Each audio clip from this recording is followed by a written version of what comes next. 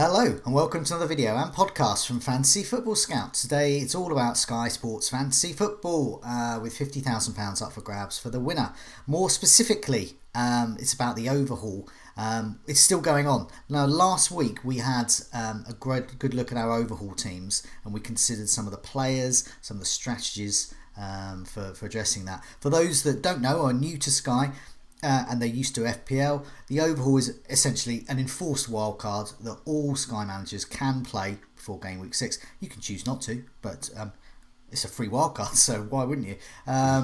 So last week we had a look at all of those options and stuff. So what we're going to do is we're going to look at see what further developments have happened with our team and some of the things we need to watch out for. And I know, Luke, you've got some stats as well to throw our way, which would be quite interesting. We'll also tackle your questions and we'll have a look at those captains that are coming up for game week 6. It's not game week 5. Sky are still doing that thing where there's no matches during international break. They just call it a game week anyway. So we're skipping game week 5 and game week 6 carries on. So let's start with having a look at your team, because this will be a good way to find out sort of what your thinking is so far and some of the issues that you're still kind of toying with when you finalise your team. So just for the benefit of those listening on the podcast version, we've got Patricio in goal. Chilwell has come in since last time. In Lamptey and Dallas in a 3-5-2, and then you've got De Bruyne, Antonio, Barnes, Grealish, Rodriguez, and up front Kane and Salah. So there are a lot of similarities last time, but I noticed Chilwell there, and I understand you've got some money in the bank with this one. So do you want to kind of talk us through your thinking? Yeah, I mean, again, this is not set in stone. There are a few players that have been in and out of my team so often, it's unbelievable. Really struggling with the goalkeeper.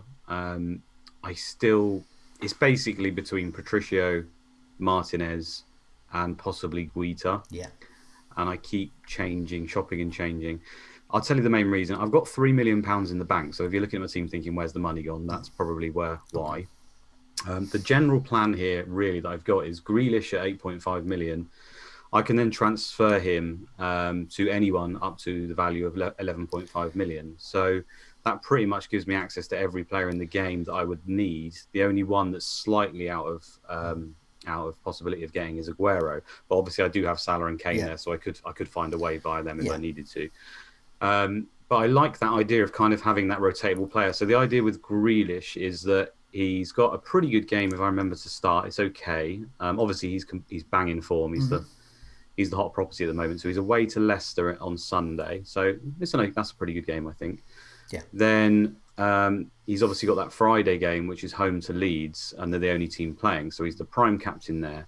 So to me, that's almost a 3-for-1-ish on another player, because you've obviously got the one game he plays there, then you've got the game as a captain as well that you can kind of count as 2 as the best captain. Yeah. And then, for example, you could move him on to virtually any player I can get now apart from Aguero. So then I could go to Jimenez, who is then at home to Newcastle, and then Wolves the following Friday. I have a Friday game at home to Palace. So then changing to Jimenez makes sense, because then I get Jimenez for a couple of games. And if I kind of just use that spot and I'm quite happy with the rest of my team, it never quite works out like this, does it? But it's nice to have that plan, I think, where therefore every week I can look, right, who can I swap to get 2 games or a good captain out of that spot if I need to. Sometimes I might not use it and I'll just leave that player in. But that's the general theme of this team. So if I was to trim Patricio down a little bit, that would enable that Aguero move. So that's in my mind constantly. It would also allow me to upgrade Lamptey, who is the other player in my team I'm still not sure on. I mean, firstly, I don't know if he's fit or not, which would be interesting to find out. But second of all, I think Ben White at 6.3 million. I wonder if he could be a more consistent returner, as obviously Lamptey has heavily relied on his assists so far. And Ben White has actually got tier 2 passing in 2 of his games. So long term, will Ben White be a better option? What I'd love to have in that spot really is one of these Wolves defenders that are so cheap. I just don't know who's going to play. So it just feels like too much of a risk. And that would obviously allow me to move Patricio as well. Yeah. The other thing that's been eating me alive really is this Chelsea coverage. I really want a Chelsea player for some reason. I can't really explain. I mean, the fixtures are good. You don't necessarily need them, but this whole Pulisic, Chilwell, Werner kind of thing, and even Zuma at 7.8 million, I kind of like one of them. And there's just too many good midfielders. I want Pulisic, and obviously I could move Grealish to him at any point, but I feel like I need a constant presence in my team, and I don't want to use that as my rotatable spot. And I'm just not willing to lose any of the other midfielders, so I don't know where to fit it in. At the moment, it's Chilwell, who again I don't know whether he's fit, so this could change again. And those are the kind of three spots: the keeper, Lamberty, Chilwell, that I'm most uncertain about really at the moment, and are subject to obviously information. Likewise with De Bruyne, if he comes out and says he's injured for the game, I've got a decision to make there, as many other managers have. So yeah, waiting very much on team news. This international break has not been kind to us. No, I mean that's a really good strategy, having the 3 million in a bank. It's so flexible. You can get anyone. So say for example, you're quite happy keeping Grealish, but say Antonio gets injured. Pay bingo. Yes. That 3 million. You can upgrade to a very credible striker, very good forward. You can replace as a midfielder, or you can move down perhaps to a Liverpool defender and move to a 4-4-2. Yeah. It's hugely flexible. I look at that team. So obviously Kane and Salah can pretty much be anyone you kind of want. You've got that cheap defence, but you've got that 3 million to upgrade wherever you want. Yeah, so that's kind of the internal struggle. It's like, do I keep that cheap defence, which allows me so much flexibility? Yeah. See, one of the team variations I've got, I can switch Antonio or Barnes to even Aguero if I sort of get Konsa in defence and then say Martinez, for example, and double up on Villa. So yeah, it's like, obviously the more expensive defence are probably going to get you more points over the season, but then causes me to have less flexibility moving forward. And right now, I kind of like being flexible, such is the nature of injuries and COVID, and fixtures changing and everything. So, I mean, well, I'll put my team up now because there's similarities, but there are differences. And some of them address some of the issues you were talking about, but also some of the things you talk about present issues for my team, particularly lack of flexibility. So I'll put my team up now. And we're looking at Patricio, Robertson. So you can see where I've spent the money. So I've got 0.3 in the bank. I've got 3-4-3. Robertson, Konsa and Dallas at the back with Patricio as goalkeeper. In my midfield, I've got De Bruyne, Antonio, Grealish. As you said, Grealish looks the standout captain pick, even though they're playing Leeds and Dallas are playing in that future game. I've got Pulisic in. I've just got my heart set on him, and I also tempted to move the captain to him. We'll come to that shortly. But against Southampton, if De Bruyne is injured or a doubt, I think suddenly Chelsea assets become the standout captaincy for that day, unless you want to back Salah in a Merseyside derby. And I'm not sure I want to back Salah in a Merseyside derby. Up front, I've got Kane, Calvert-Lewin instead of Rodriguez, and Salah. So the options for me there, of a lot of the challenges. So it's either Calvert-Lewin or Rodriguez. Obviously, what I've done there is I've gone for the more expensive option because I can move down to Rodriguez, but I can't move up to Calvert-Lewin from Rodriguez. I think Calvert-Lewin's shots, the amount of shots he's taking, the amount of goals he's scoring, I think he's just going to chip away and get, be a good source of points. Mm-hmm. Rodriguez, I'm not going to have a pop at him. He's great. And I would like to have him as well. But at the moment, I'm just looking for the more expensive one because I can move down if I need to. Pulisic is there. Pulisic can become Barnes, for example, and he can become a whole number of other... he could become Rodriguez, even. So I'm looking at that flexibility there. And one of the reasons I wanted Pulisic is because... you can move down from a Pulisic, but you can't move up, and he is injury prone over his career, short career. He's very young, so that's why I was looking there. Grealish, as I said, great captaincy option. Antonio's just a lock. De Bruyne, if fit, is definitely a lock. If it comes out he's out for a month, then obviously I will have to think again. And Salah and Kane, I think, are locks for me. Dallas, I want a Liverpool defender. I cannot go into this game with whatever 39 transfers I've got left without a Liverpool defender. I know I'm going to want one within the next... When's the next Oval? Like March, February? Yeah, probably. I cannot fathom a universe where I'm not going to want a Liverpool defender from now until February or March. Yeah, scary thought. And so once I've got... I think, what we've seen the last 4 weeks, Robertson is matching, if not bettering, Van Dijk. So I'm quite happy there. Konsa's my Lamptey. Last time we spoke, I wasn't happy with Lamptey 100%. Konsa, I'm also not happy about because I've also got Grealish. But then if Grealish moves on, I've got Villa coverage there, nice and cheap. And as you said, the goalkeeper, the Patricio, Guita we mentioned. If there are to be many more Friday night matches, Palace are prime contenders. So Wolves, teams that aren't playing in Europa, because those matches tend to be on the Thursday. So obviously the Friday is free for those that aren't involved in those types of matches. So yeah, I do. And Palace have a great run of fixtures coming up. Yeah, he's strongly in my thoughts.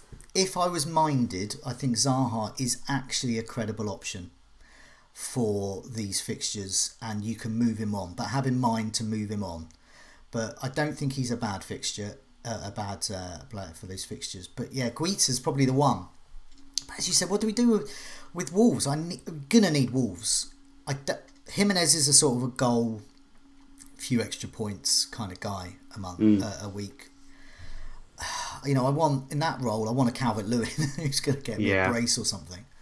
What we really need is this. If someone could tell us what the back five for Wolves is going to be moving forward to 38 games and who's going to be playing the left wing back spot, I would snap the hands off to get it. But it's just such hard to know who it is off the bat. I mean, I'd like to think it's probably Marcel when he comes back fit, given the way he started ahead of everyone. What is he, 6'3" or something? Yes, he's very cheap. Yeah, he's 6'3". I mean, this kid they've signed is 5.5 million. I'm just going to find his name because I think it's quite tricky, at least for me anyway. 8 Nori. Hyphen. Yeah. He's got a very big reputation. He's 5.5 million. The thing is, he's a kid, and I wonder if it's similar to the Vinagre thing where he'll be back up to Marcel. Yeah, and just eased in. I think the safe option, really, if you are going to go for a Wolves defender, is probably Saiss. But then even with him, it's like, could he then drop out to accommodate these guys if Marcel goes left wing back? Exactly. And Saiss has had some up and down games. He's looked very good in some games and very bad in others. So then you got Semedo at 7.8, and I think, well, he probably is the, aside from Bolly, is probably one of the most nailed ones with some sort of attacking threat. However, although he looks good going forward, I'm not sure he's actually got much of an end product. He's got a bit of a reputation of not having much of one. I think those that I decided in my squad at the moment not to go for that sort of 7.58 million defender. It's either Liverpool defender or go cheap chips. But if I was minded to, Semedo would be the one, and then that would free up that goalkeeper slot for Guita. But also, I was looking at that price range, and Castagna at Leicester. Now, if we want a Leicester coverage and you don't want to get Barnes or don't have room for Barnes, Castagna is probably the next best one because he is nailed on. He has got the occasional goal and assist in him. But as I said, at the moment, there's so much choice in. I mean, remember we were here this time last season, midfield, and we're going, KDB and whoever. Now it's like, I want 20 midfield slots. There's so many I want. I'm going to throw another name out there as well that I don't think anyone's considering, and I'd say don't start with him, but I wouldn't be surprised that he does well over this sort of next 7 or 8 weeks, and that's Patrick Van Aanholt. Yes. Because you've just mentioned it there. They've got very good fixtures. Yeah. They are likely to have some Friday captain games where most people may not even have a Palace player, but if they do, it's unlikely to be one with that much potential. And Van Aanholt was kind of on penalties when he was playing. I think he took a penalty when Zaha was on the pitch. And he's got a massive goal threat anyway. We know this about him. He can score up to 6-7 goals a season if he stays fit the whole season. And then when you add in this new tackle bonus and stuff for fullbacks, he suddenly becomes a quite appealing option. He's 7.9 million, which is a little bit pricey. And I wouldn't start with him, but I wouldn't be surprised if we start thinking about him. All he has to do is score a couple of goals. I think for those considering perhaps a 4-4-2, and think of someone like Van Aanholt as a midfielder, really, because of the potential for attacking returns. He was my differential for the next 4 game weeks on the Scoutcast this week for FPL, but it applies equally to Sky as well. If he's starting, he's great. He's got great fixtures. He does better against the so-called minnows. He's got Brighton up next if he's playing for that. He said on Twitter that he's back.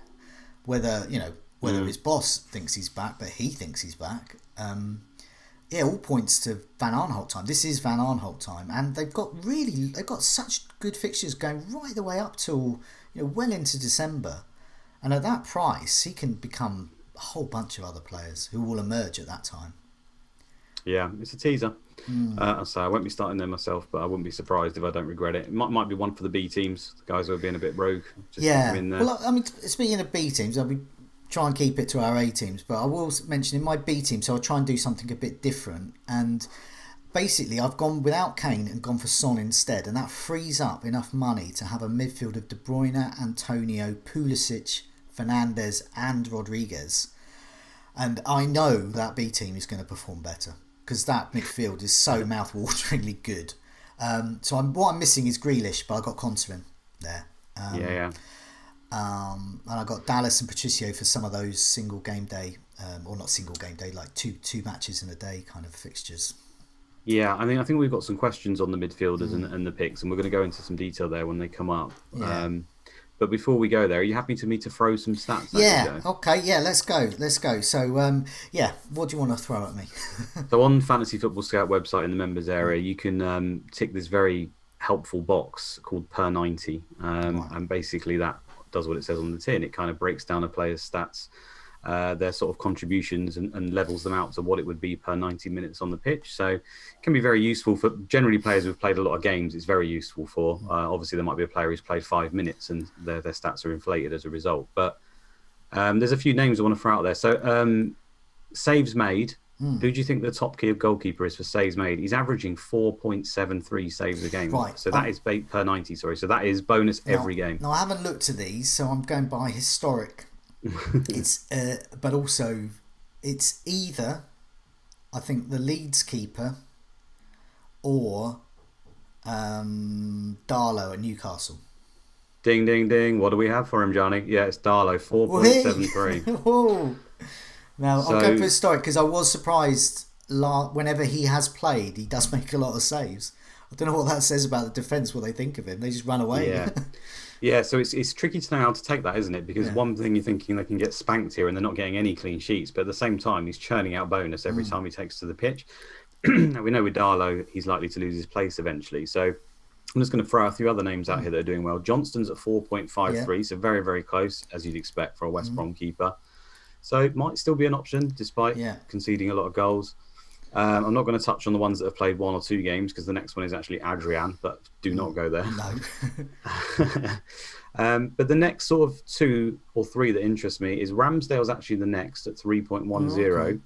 So still in the frame for making those saves. If the defence can tighten up, he still could end up being that player that we liked. And then interesting for me, and again, I don't know how to take this, Patricio is the next one at 3.09. So obviously, he appeals because he's a Wolves player. He can keep a lot of clean sheets, and he's also getting a lot of the saves, which is great. But then at the same time, should he be making that amount of saves? That's kind of worrying. Yeah. You expect that for like Nick Pope or something. Yes. And bang level with him is Guita at 3.09. Good option. So Guita and Patricio making those saves, and in teams who historically can get clean sheets in quite predictable games, and that's why I like them. Home to a minnow, you expect Palace to try and churn one out. So I did have Darlow in my overall that we talked about last week, and I sort of thought, I can't have Darlow, but now I think of it, maybe I should have Darlow. Again, I think they've got pretty good fixtures as well. Right? I made that up. I haven't got any Newcastle coverage. I think they're another team that can play on Friday. Yeah, of course they can. Yeah, and I'm thinking with them. Just looking at them, I think I would want Wilson though, if I want Newcastle captaincy coverage on a Friday night game.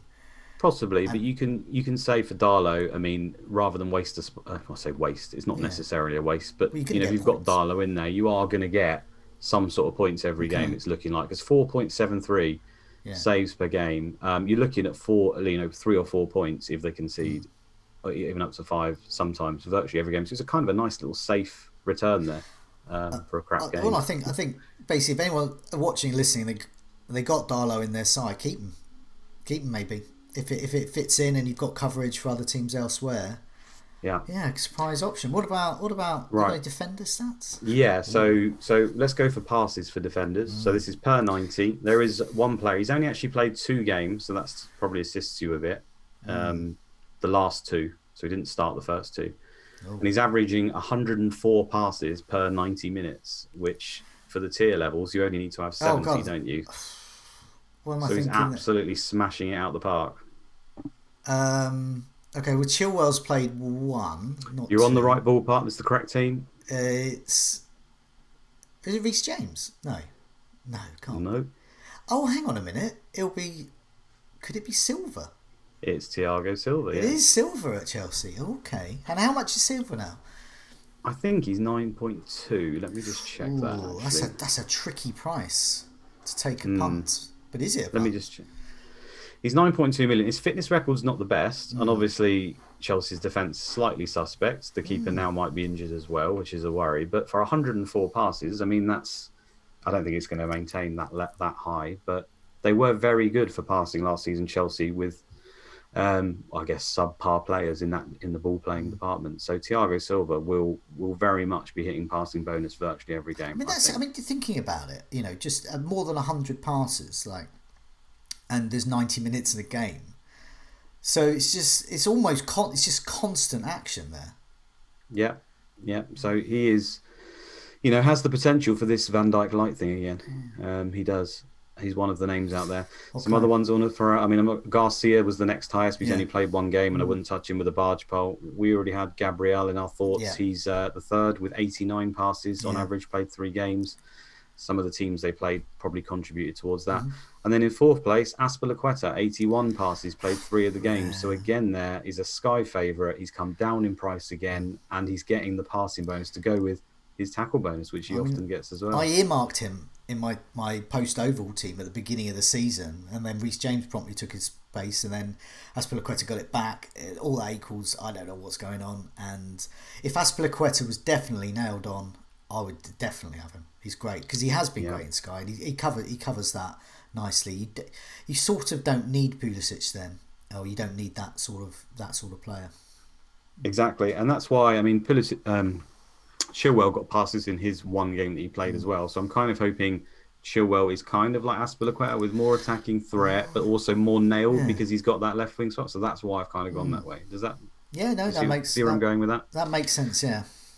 Okay, let's move on to tackles. There's obviously some other names there. You guys can go through them and see there's a lot of surprise inclusions. But if we go for tackles for defenders, and I'm going to discount the guys who have played very, very few minutes here, there's an obvious name right at the top of tackles that is included in all of our Sky teams, I think, at the moment. Dallas, isn't it? Not that one, No, but Robertson. very close.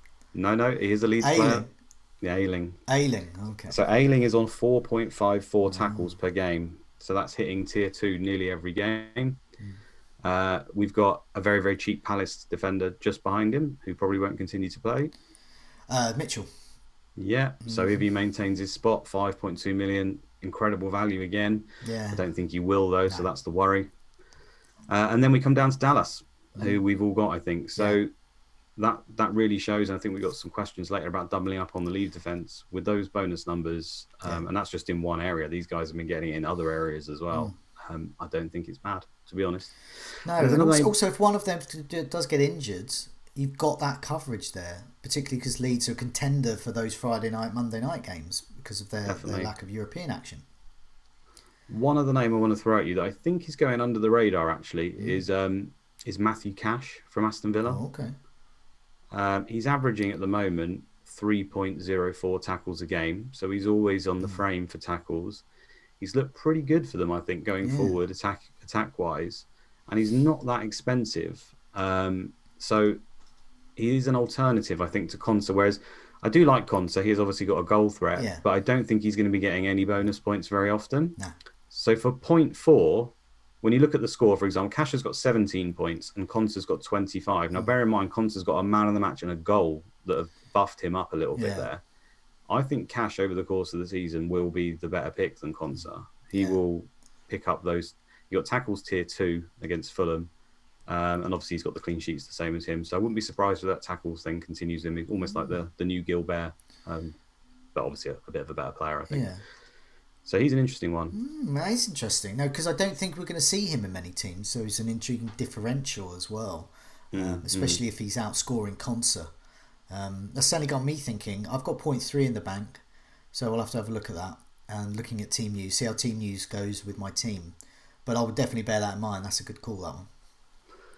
We'll go to passes for midfielders quickly. There is one name that made the headlines. I think he's only played 45 minutes, but he broke all records for per 90 passes. So I think you might know who that is. Oh yeah, that's the Liverpool guy. His name escapes me suddenly. Yeah. Really famous Liverpool guy.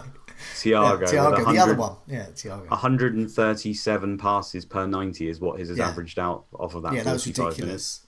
Yeah, so I think we can safely say he will be a lock for it, even on this limited data, just given the nature of who that player is. But let's move down then to some more interesting ones. There's some names there that we always know: Fernandinho, Kovacic. They're all in the high 80s. These guys are going to get passing bonus. Yeah. But one name I think who's probably going a little bit under the radar is Ceballos. Okay. He's been playing very well for Arsenal, by all accounts. Okay. He's averaging 80 passes per game. I think he's 8.2, 8.1, something like that. And he does take some set pieces, so he has them for. I know Williams there now, so it's not always going to be that way. But he's one to keep an eye on because he's also in the frame for tackles, the same man of the match. He might be like he's not going to be in Cazorla levels, he's certainly not. But it's just something to bear in mind if you didn't want to waste a spot on Aubameyang. We've all got the likes of Antonio, various different, Rodriguez, Grealish, Barnes, these types of players. One of them gets injured. Arsenal's fixtures suddenly look good for about a good few game weeks. That's a good shout. That's something to remember. And we've got, by that point, we'll have more data as well. Is he doing that every week? Is he starting? Yeah, and I mean, for Dani Ceballos, it feels like one of those ones where if you picked him now and left him for the season, he would end up being value. We'd like to chop and change those spots, but there's every chance Grealish, if he plays and he doesn't score or assist, he's probably getting 2 points, right? So over the course of 3 or 4 weeks, Ceballos could comfortably outscore Grealish just for turning up. Yeah. It's just whether Grealish can get attacking points, which at the moment you'd heavily back him to do so. But it's just, we just have to bear those sort of things in our mind, I guess. As for tackles for midfielders... Oh, it's got Allen, isn't it? Surely. I'm going to throw one in for a laugh. He's played 7 minutes, and therefore the per 90 for tackles for midfielders has thrown him up to 17.56 tackles. You've got him in your Sky team. Oh, no, hang on. Pulisic. The one you wanted? Yeah. Really? Yeah, I mean, exactly. It was 7 minutes.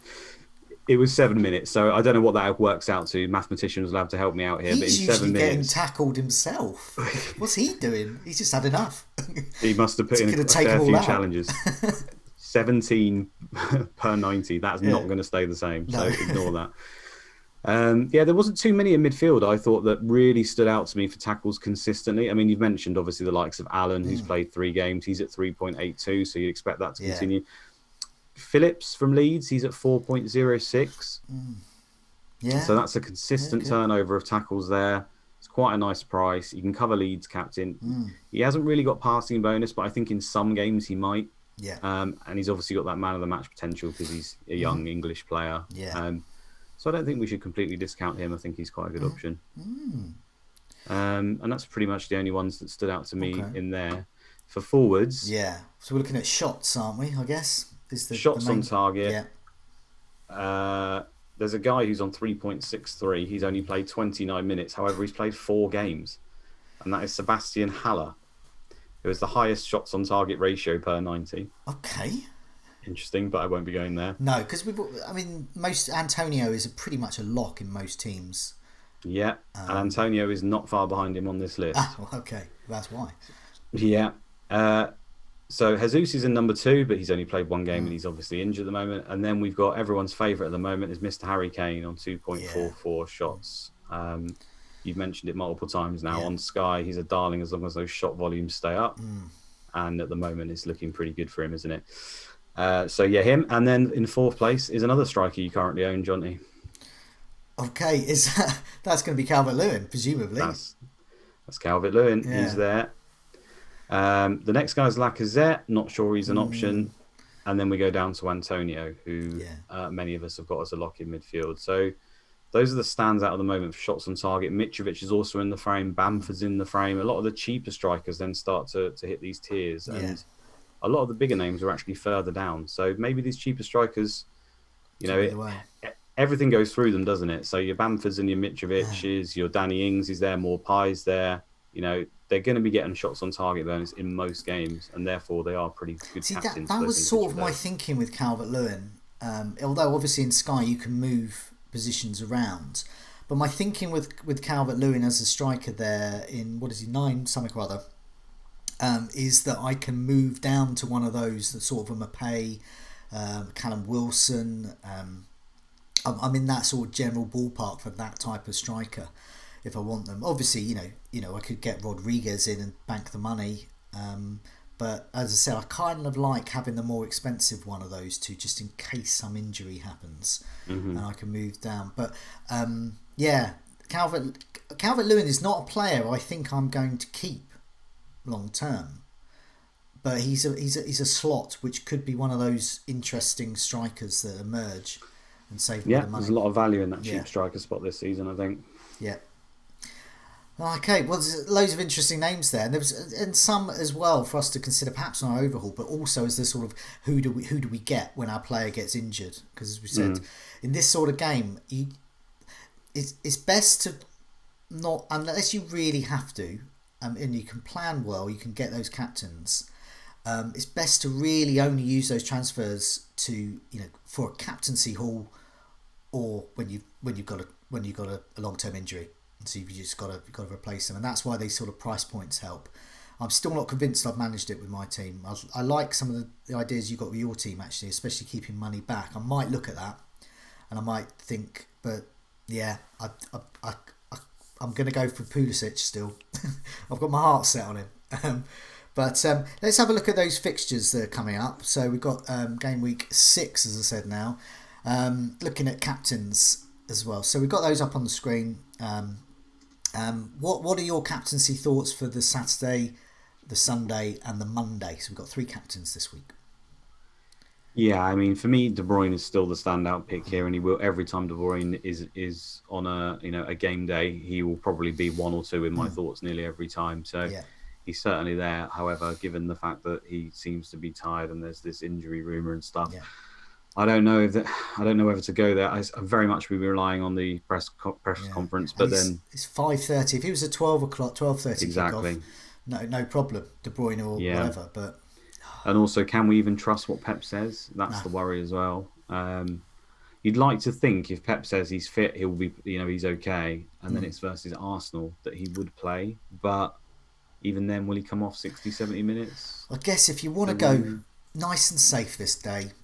Whether Salah's playing or not, definitely, because it's a 12:30 kickoff. That's my thinking. Just at captain the moment. Salah, and he might get you a goal. It depends if Alan's playing. I don't know what sort of setup they're going to have, but you would imagine there'd be at least a goal each for that game. Yeah, I mean, another one's just to throw James Rodriguez or Calvert-Lewin as captain, given the fact they've got Adrian in goal and they just conceded 7 goals. I wouldn't tell anyone not to do that. No. Derbies can throw out strange results, though, can't they? For me, that game day, at the moment, depending if Pep suddenly says, hey, De Bruyne is completely fine, and he's great, I'm going to play at number 10, and definitely on penalties, and all these types of things that we want to hear. But if he doesn't give me any of that, I'm very tempted by Pulisic against Southampton. He's not going to be well owned. He's not going to be well captained. He's definitely not going to be well captained that day. I think that's an opportunity. Good one, yeah. Because I don't think there's another standout that day. Moving on to Sunday, there's some blokes, and then there's also Spurs. But I don't think Tottenham West Ham are going to be. I mean, it's been said on a lot of pods this week, justifiably, that Tottenham's 2 huge results this season have come against a Manchester United defence that's extremely out of sorts. The West Ham defence is not extremely out of sorts at the moment on current evidence. And also a Southampton team that played a ridiculous high line, which they haven't done since. So looking at that day, I still think with Leicester, Villa, Palace, Brighton, Sheffield United, Fulham, I mean, he's got... And for me, it would be Antonio or Kane, I think. One of those 2. Yeah, I just briefly want to touch on Saturday again, just because Bruno Fernandes away to Newcastle, you'd expect, even though Man United is dreadful, that is the kind of game where he could also get passing bonus. Yeah, he's a consideration in my B team, my Fernandes team, definitely. Because all he has to do is get a penalty and then and a bit of bonus, and then hey presto. You'd imagine even as bad as Man United are, they might have something to 60 to 70% possession in that game. The Sunday one's very tricky. I'm probably just going to go Harry Kane because it seems like the Yeah. obvious move. But yeah, West Ham have been very, very solid, and I'm even considering the likes of. I mean, their fixtures are still bad for the next three, but then they get very good. Masako, I don't know how to Yeah, say his yeah, name, the left back. yeah, He's only 6.5, I think. He's doing very well. Left wing back, he's another option. yeah, yeah. Cresswell on free kicks and corners, he's a little bit more, but he's also an option. Not as captain, but just No. as a pick. Yeah. But yeah, I think there's an obvious name there that's probably going to end up haunting me if he's fit, and that's Jamie Vardy. Yeah, of course it is. He's going to get 2 penalties. He's not going to get a Yeah. single shot on target apart from these penalties.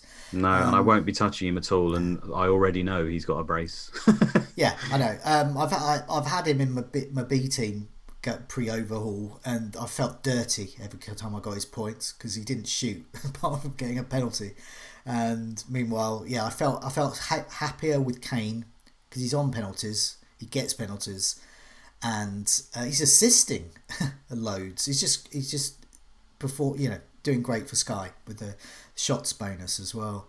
Moving on to Monday. Now, this is where the Sky players and planning comes into focus. We've got to have at least a Leeds, Wolves, Burnley, or West Brom player. So, I think for most people, it's going to be a Wolves player or Dallas at Leeds or Bamford. So, for me, I think I'm going to go Dallas that day rather than Patricio. But I could go either. I think I'm with you. It's probably going to be Dallas. When I'm at the point where I'm thinking, if I actually had Jimenez for this game, would I captain him over Dallas? And I'm still not sure of the answer. That makes me think that I'm not going to bother with Jimenez for that reason. No. I mean, let's be fair. I mean, who's got the highest ceiling? It's probably Jimenez still because he could score and get a penalty in that game. And I know he doesn't often haul, but it doesn't mean that he can't. And Leeds are very open quite often. Yeah. So. Yeah, I mean, probably if you give me the choice, I'd go Jimenez. But I feel like you can get away with Dallas in this game. All he's got to do is get some sort of bonus, and it's probably worth it and match most of the top players that will be picking him as captain. So I'm just going back to the point about you mentioned about Fernandes as well. It is worth pointing out that I believe the fixture shift around game week, it'll be in the Sky, it'll be game week 9 or so. Spurs fixtures turn for the worse. Manchester United's get better. So that is a Kane or Son hopping onto Fernandes is an option, I would say, for many. Which could prompt some people to go Kane and Son, even, if you were feeling particularly maverick. But I think it's a bit too inflexible for me. A bit of a waste of a space, I think. yeah, and also maybe we get a look at Cavani and how he fits in, and if he's suddenly this fantastic striker, then he's could be an option, couldn't he? We just don't know. So let's move on to the community questions. So Benny Blanco asks, why can't we have 7 places for midfielders? I know the feeling, but which 5 or 4 would you go for? And he suggests KDB, Bruno, Rodriguez, Grealish, Antonio, Barnes, Pulisic, the list goes on. But yeah, which sort of 4 or 5 would you put there? Okay, well, I mean, he's listed. If I was to list my top, he listed 7 there. Kevin De Bruyne, Bruno, Rodriguez, Grealish, Antonio, Barnes, Pulisic. Well, they would be my exact 7, Benny Blanco, just like you. Yeah. There are other names out there that we've mentioned, Højbjerg and people like that maybe could be worth a look. But yeah, that 7 has got to go into 5 or 4, hasn't it? And it's going to come down to the individual. Some of these names, I feel like you can go other places to cover them, and that's why you kind of have to consider it. So Pulisic, he's great. He's kind of like that, like you say, he's kind of almost like a vanity pick at the moment. When there are a few other Chelsea names you could cover, Barnes you could technically cover with Castagna, Vardy, other people. I'm not sure you can cover Antonio anywhere else for me. There are a few options, Bowen and with Masoko, we've already said stuff like that, but I think Antonio's so much better than the others that I keep him. Grealish is another one in that Pulisic category for me where it's a bit vanity. You've got Martinez, Konsa, Cash. You have got other options. James Rodriguez, obviously, you've got Calvert-Lewin, but he takes up a forward spot. So that's another consideration. And Bruno, there isn't really anyone else. So that's what makes me worry about not having Bruno from Man United at the moment. And I may still change my team around to get him, just for the reasons I've mentioned. There's not really any other alternatives. With him, I've kind of just... because Man United are so bad, I've eradicated him from my mind at the moment. And I think as long as you've got a plan to get him back, it's not the worst idea. But ultimately, I don't know. I've got some of them. You've got some of them, Joe. And I wouldn't say any of them are bad. And we very much need a time machine to know who's going to be better and who's the best pick, unfortunately. Yeah, I mean, I think for me, KDB and Antonio are locks. Bruno should be a lock, but that's a head v heart kind of situation, and he's not. Pulisic is the vanity pick, and he's the vanity pick I would go for because he's more expensive than the others, so you can get a cheaper vanity pick. And then I would sort of put Grealish and Barnes in the also rans within that group. And as you said with Rodriguez, I haven't considered him within that because I've got Calvert-Lewin, and I think their points will be very similar. So I think if anything, Calvert-Lewin might even get more if he can carry on his scoring form. Rodriguez, I'd like to see more home and away. I know without fans it not supposedly matters, but he does appear to be scoring much more at Goodison than he is elsewhere. So that's a trend I would like to see more of there. So yeah, KDB and Antonio, and then take your pick, the rest really. But those two definitely for me. I think it's just we've only had 4 weeks, haven't we? And it's very hard to tell at the moment. They all look very good picks to me. I think you just go with a few of them, and if you've made a mistake, you just have to correct it later on. I mean, I guess looking at that, just thinking because there's 7 spots there, and then you're looking for 5 or 4 in my case. As you said, look to see where you can get that alternative elsewhere. And Barnes, you can get that alternative elsewhere. Grealish, you can. Rodriguez, you can. I'm not sure at the moment you can with Bruno or KDB or Antonio. So that's why I think, that's where my thinking lies there. Can I get an alternative? For reasons unknown, asks what to do with those doubtful players like KDB and Chilwell. Exclude on your own wildcard, or do you exclude them on the overhaul, or use transfers to bring them in? And just risk playing with 9 or 10 players for 1 week. I mean, with KDB, for example, are we ever going to know whether he's going to be fit? And then maybe he doesn't play, but then he could be back next week and then essential. So it's a tough question, isn't it? Every case has to be judged on its own individual merit, because there'll be an example, either way. Pulisic is a good example from this season. I started with him for exactly those reasons, that I thought he'd be back, and he ended up getting a setback, and I had to use a swap because he played 7 minutes in 4 weeks. I don't think that's the case for Kevin De Bruyne at the moment. All the noise just looks like he's a bit tired. So to me, if he's going to miss this 1 game, and that is still the noise, I very much want that guy on my team, and I'm not prepared to therefore spend a swap. So I think in his case, at least, I'll be starting with him. There is an argument too, because they're playing home to Arsenal. It depends what your strategy is. But if you start with the likes of Grealish and the money in the bank, then obviously you get the Grealish game, you then get the captain game on the Friday, and then you can swap him to Kevin De Bruyne after that. That's a decent move, I think. So if you are worried about Kevin De Bruyne, I would stick Grealish in his spot for now if you don't own him. I think that's a good move. As for Chilwell, we haven't had any information apart from he was sent home from the camp, hasn't he? So I'm in that position now where I don't know. I'd very much be relying on the information. If it's a wishy-washy, I don't know, he could be 2-3 weeks, then he's out of my team. I'm not going to waste that amount of money on that guy if he's going to be missed 2 or 3 weeks. So it's going to be wait for press conferences, and ultimately the safest play is to err on the side of caution, I think, with most of these guys. Especially when it comes to Pep and Lamps, they're not exactly the most forthcoming of managers for injury information. You don't know. They do have options. They've both got good big squads. Their B teams are arguably better than many other A teams in the Premier League. Sean asks, what do you think of the Friday and Monday captaincies that are coming up? Do we cover these in the overhaul, or use transfers, or miss out some of those days entirely? So I've got a list of them here, and then you can sort of give your thoughts as we go. So on Monday, 19th of October, West Brom v Burnley, Leeds v Wolves. Well, I think we've already covered that one. It's either Dallas or Patricio, probably. And then Friday, 23rd of October, Villa v Leeds. I think Grealish is probably the standout, but I think Dallas is a good option as well. Monday, 26th of October, Brighton v West Brom. This is where Lamptey could come into it. Burnley v Spurs. But then you see that, Burnley v Spurs. It's got to be Kane. Got to be Kane or Son, surely, I would imagine. Friday, October the 30th, Wolves v Palace. That's where if you got Patricio, great. If you got Guita, great. I guess you were talking about some of those moves that you could make to Jimenez. So I'll be going Grealish and then to Jimenez for that game probably. But I also have Patricio, so I could just leave it. Yeah. Yeah, no, that's a good move. And then finally, from what we know, so this is the way it's going to be at the moment. We may not know. I mean, we're lucky at the moment. I feel lucky that we've got about 3 weeks Monday and Friday games coming up, but we may not know until much nearer the time, especially with so many TV fixtures.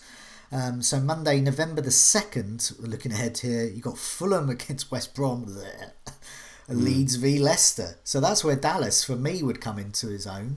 And if I went the Harvey Barnes route, I think that's quite good. Who knows? Jamie Vardy might get a shot. There isn't a penalty by then. He'd be very good.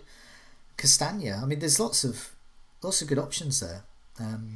Yeah, and I mean, his question is, should we cover these to begin with, or should we use transfers? Yeah. And that, I mean, that's the whole game of Sky, isn't it? Yeah. This is all the considerations we're having right now, is what do we do to cover these guys as best as we can.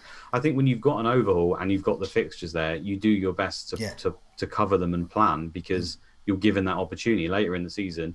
We are going to have to use swaps because we're not given an overhaul or even the information 3 weeks in advance as to who's playing. So right now, I would say you plan to cover as many of those games as possible. Definitely. I probably haven't got the best captain each day, but I think I've got the best captain most days, and I've definitely got a captain all days of those. And I think that's the key. I think that's the best thing you can hope for. Yeah.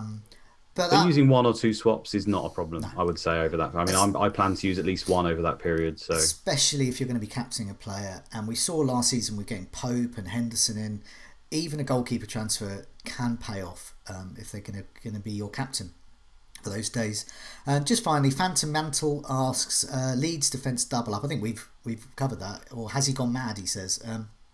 But yeah, no, I don't think he has. No, I don't. I think it is very reasonable. The only reason I sort of haven't done it on the overhaul myself was because I wanted to mix it up a bit. But I still have Konsa and Grealish, and I am more keen on mixing it up a bit. Konsa could become Lamptey for me, but I think if you are going to double up and you haven't got too many double ups elsewhere, I think it's perfectly reasonable. As you just said there, just chock a block full of bonus, those two. Yeah, I think that it's only 4 weeks, but in those 4 weeks, those guys have smashed it. So for me, the only worry would be, do those numbers drop off? I don't think you're going to be getting shots tier 2 from the players that often. I know that, is it Dallas that moves into midfield and has got it in one of the games? Yeah, you can't bank on that. So it's really, will their bonus dry up? At the moment, it doesn't look like it will. So by all means, go with them. The moment you start seeing some games where there's 2-point returns and they're nowhere near bonus, then you're going to have to come off, I would have thought, because... Yeah. Well, I mean, Leeds could end up getting quite a number of clean sheets, but at the moment, it doesn't really look that way. No, at the moment, they are, on the face of the evidence so far, they're Sky Gold, because they're turning up and getting bonus, and they're cheap, and they're enablers, and they're enablers that are getting you extra points. This is great. So and also, it's worth mentioning, there are a lot of, I mean, if you go there with the 7 million option of Ayling, there's a whole host of players that are cheaper than that you can switch to, which we haven't had in the past. We've gone through a number of the names there. The Wolves defenders, you might know who the Wolves defender is that's playing by that stage. You got Konsa, you got Cash. There's lots of names there. Ben White, Lamptey. So yeah, by all means, start with it and then adjust if you have to, which you may not need to. Great. So that's all we've got time for today. But next week we're going to be back looking ahead to game week 7 and finding out how our overall teams looked and how they fared. But as I think we said right at the start, really, it's team news is what we want. On the Fantasy Football Scout channel, Neil will be back with Andy on Friday, rounding up all the press conference chat. So do keep an eye on that, and also Neil hopefully will make us aware of any potential news that to look out for with the embargoes. So he won't be able to reveal anything that's in the embargo, but he'll be able to tell you, well, so-and-so press conference has been embargoed, so things to look out for there. Just before we go, mention the members area. You mentioned all those wonderful per 90 stats earlier. Well, they're all in the members area, as you said. So that's that alone, just go for that before the overhaul. That will help out. But thanks so much for your questions. But for now, Luke, good luck with your overhaul and good luck with the game week. Thanks a lot, Joe. You too. And yeah, again, I'm going to say it again. If my B team outscores my A team, I think I'm just going to stop giving advice, I think, and just go with random picks because it's annoying. I know it'll happen with me. Bye. Definitely. Catch you later, guys.